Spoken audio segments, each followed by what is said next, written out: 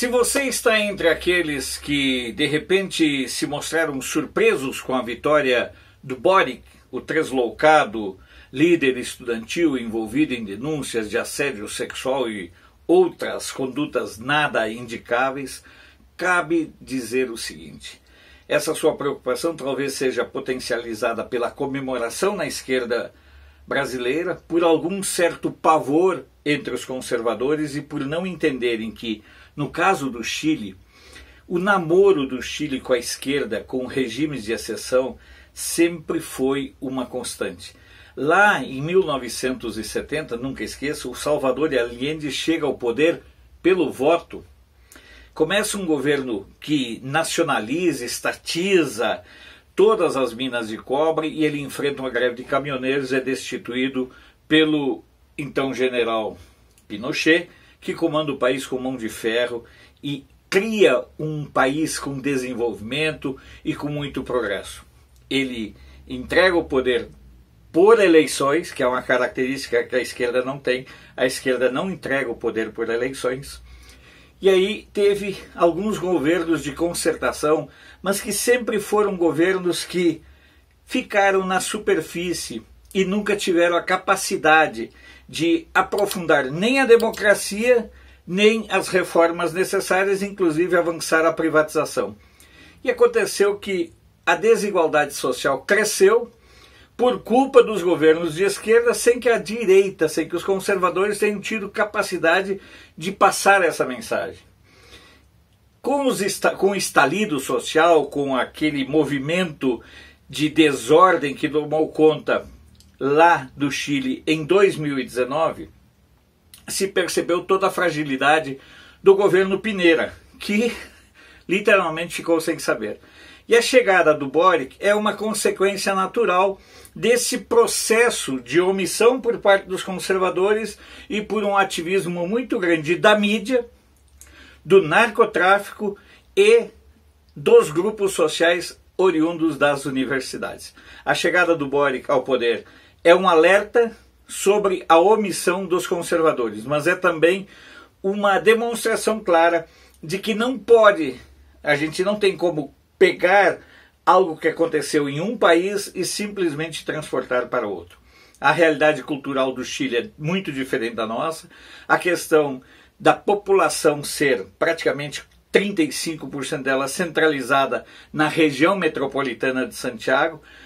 Chile tem uma população total de 18 milhões de habitantes. Então vocês observam que há muitas diferenças. Não há uma religiosidade tão grande do povo. Pelo contrário, é um povo de baixíssima religiosidade, que é outra diferença fundamental em relação ao Brasil. Há também a questão de que o Chile enfrenta uma discrepância nas suas regiões e enfrenta ao sul uma revolta dos mapuches na Patagônia que querem criar um novo país junto com os mapuches da Patagônia Argentina, ao ponto do Boric ter feito parte do seu discurso em Mapuche.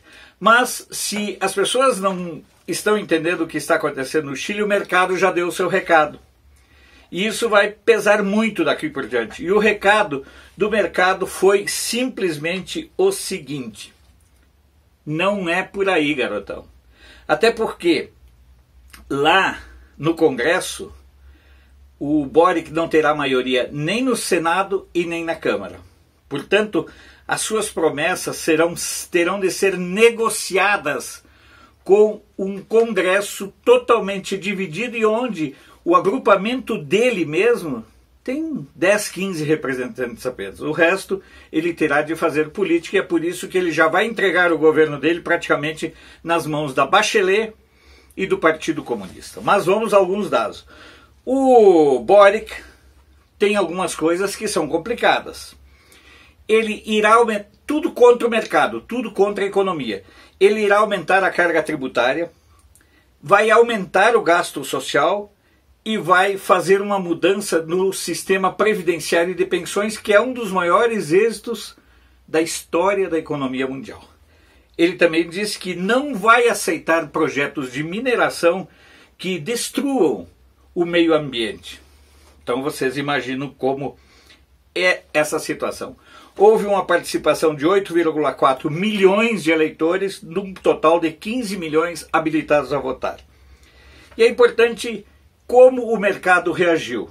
Eu sou liberal, eu não vou pensar como as centrais sindicais reagiram, mas como o mercado reagiu.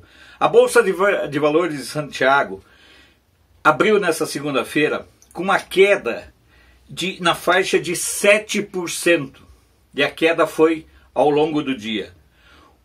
E o dólar se valorizou barbaramente numa proporção como não tinha acontecido desde março de 2020. Isso é apenas o primeiro dia. Agora o mercado vai sentar a poeira, e aí a gente terá uma noção mais clara para onde vai o próprio governo do Boric, que só vai assumir em março do ano que vem. Mas que até lá certamente irá migrar cada vez mais para o centro, porque a proposta de se eleger com apoio popular é uma coisa. Agora, poder cumprir esses compromissos que ele assumiu será outra realidade. Resta saber como os seus eleitores irão reagir, visto que são, na sua imensa maioria, jovens e porra loucas. Então resta saber como esses irão reagir à necessidade de fazer acordos, de compor, inclusive com partidos de direita. É o grande desafio que se abre aqui pela frente para que a gente acompanhe. Portanto, não fique nem eufórico como os esquerdistas estão, porque é natural que os esquerdistas não entendam porcaria nenhuma da realidade mundial, mas também não fique desesperadamente triste e preocupado como alguns conservadores querem se posicionar, sem entender claramente as diferenças entre a realidade do Chile e a realidade brasileira, inclusive na questão da nossa formação. Enquanto que o Chile tem uma baixa religiosidade, nós aqui temos índices de cristianismo na faixa de 85% a 88%, o que é uma imensa diferença. Antes de encerrar, pedir para vocês que compartilhem o nosso vídeo, se for possível que você contribua aqui tá o Pix para a nossa sobrevivência, e lembrar também uma outra questão muito importante. Inscreva-se, ative o sininho. Sou Alfredo Bessoff, jornalista. Você pode não concordar com o que eu digo, mas eu tenho o compromisso de não silenciar.